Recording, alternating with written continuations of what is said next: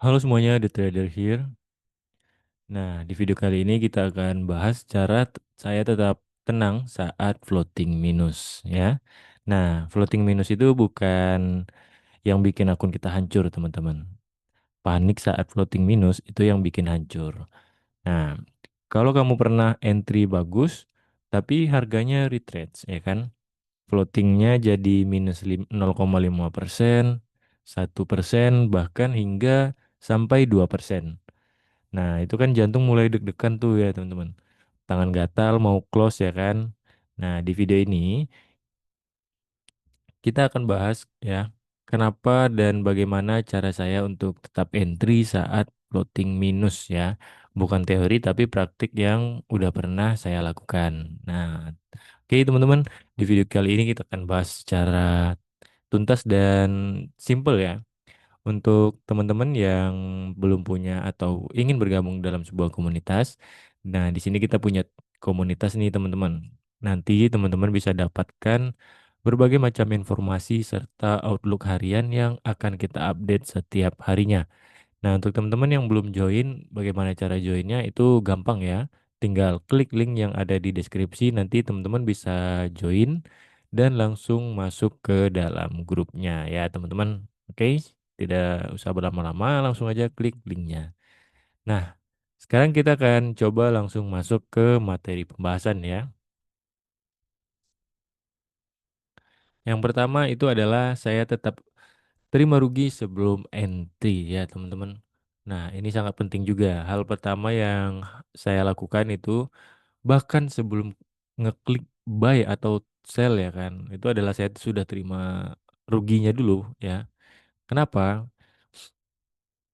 Itu artinya sebelum entry saya udah bisa bilang ke diri saya kalau ini loss ya udah saya siap kehilangan 1% ya kan. Nah, kalau belum siap, ya saya tidak bakalan entry karena begitu entry tanpa menerima risiko ya kan, floating minus akan terasa seperti sebuah ancaman dan buat jantung kita deg-degan ya kan. Tapi kalau dari awal sudah siap, floating minus itu hanya bagian dari proses. Tetapi di sini ya teman-teman, floatingnya itu tetap terukur ya, tidak tidak sembarangan karena ketika trade ya kan, ketika trade atau dalam satu hari dalam satu hari trade itu risikonya udah dibatasin. Jadi tidak langsung ini floatingnya tidak langsung 20%, 30% ya kan atau tinggi lah gitu. Tapi dibatasin 1%, 2% atau 3%. Nah, begitu teman-teman. Kalau kita tidak ada batasin resikonya, itu yang ada kita bakal nahan floatingnya itu sampai berharap harganya berbalik arah, ya kan? Sampai setidaknya dia BEP deh gitu. Nah, itu yang berbahaya, teman-teman. Memang terkadang hal seperti itu bisa dilakukan, tetapi tidak setiap saat, ya kan? Setiap saat itu nggak mungkin juga, karena ada masanya tren itu kan sedang bearish atau bullish atau sideways juga, ya kan? Nah, ketika trennya sideways atau ranging itu memang bisa karena harga kan bergeraknya atas bawah. Tetapi jika harganya sedang tren, naik atau turun, bear atau bullish gitu. Nah, misalnya kita masuk di tren yang sedang bullish, teman-teman lagi nge-sell. Itu berharap harga turun memang bisa, cuman apakah dana teman-teman bisa untuk nahan sampai harga itu turun? Misalnya teman-teman menggunakan resikonya itu 10% dari dana teman-teman.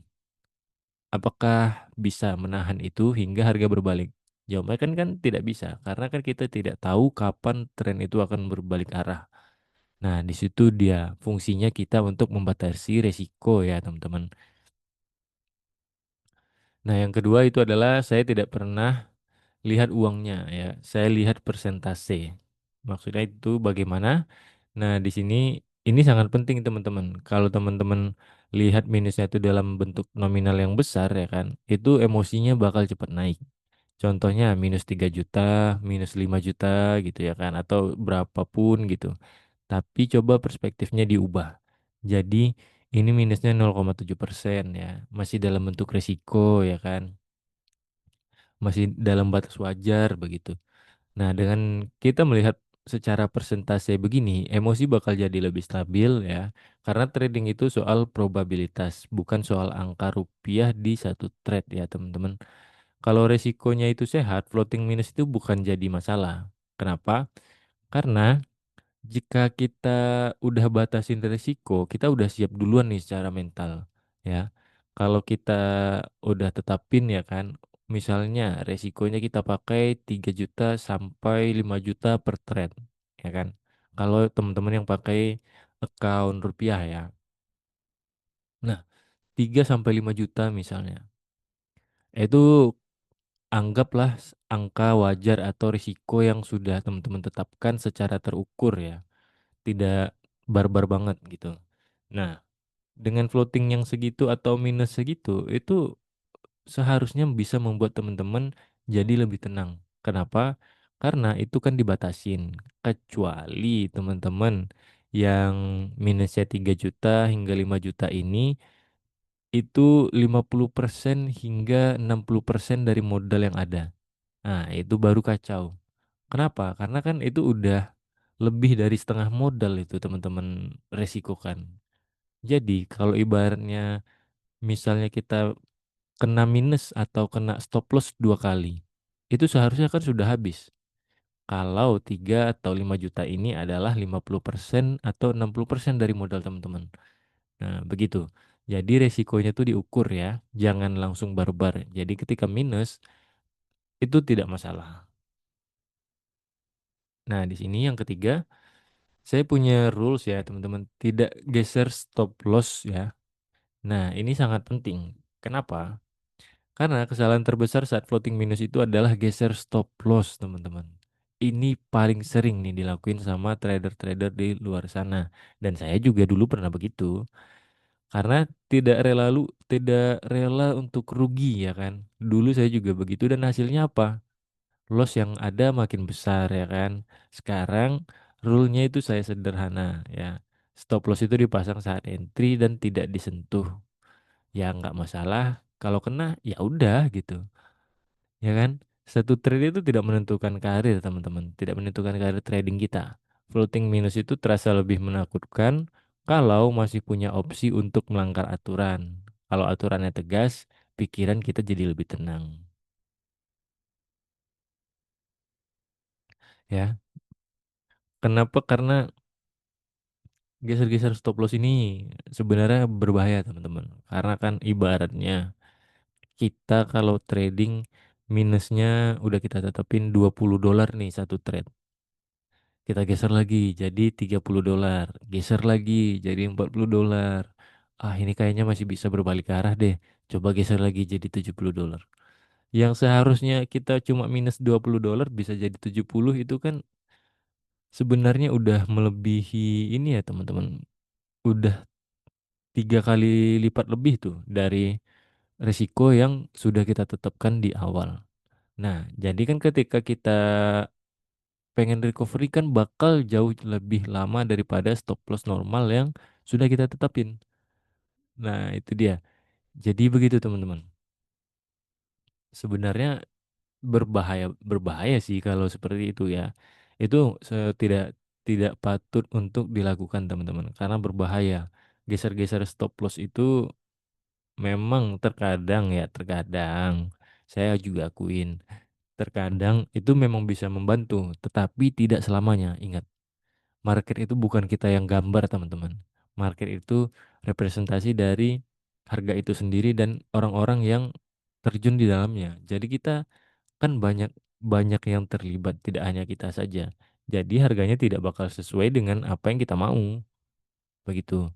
Jadi kalau stop lossnya udah ditetapin ya udah segitu aja. Jangan coba-coba untuk digeser-geser karena itu berbahaya ya.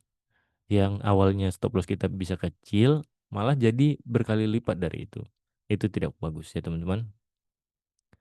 Nah, selanjutnya saya tidak tidak tetap tatap chart itu terus-menerus teman-teman. Ini juga penting ya, karena semakin lama teman-teman lihat candle yang bergerak, itu semakin besar kemungkinan teman-teman panik ya kan. Setelah entry dan semua sudah sesuai plan itu biasanya saya tutup chart, set alarm ya kan, lanjut aktivitas lain. Karena kalau terusan lihat chart itu ya kan emosi akan naik turun. Trader yang tenang itu bukan karena tidak minus, tapi karena tidak over monitoring juga. Nah, ini dia salah satu hal yang buat kita geser-geser stop loss atau geser-geser yang lain atau mengintervensi posisi kita yang sudah ada. Karena kebiasaan kita untuk memonitoring chart itu setiap saat, ya kan? Ketika udah open posisi nih, kita udah tahu nih harga mau kemana, apa semuanya sudah semua sesuai trading plan, money management sudah sesuai, SLTP sudah dipasang, ya kan?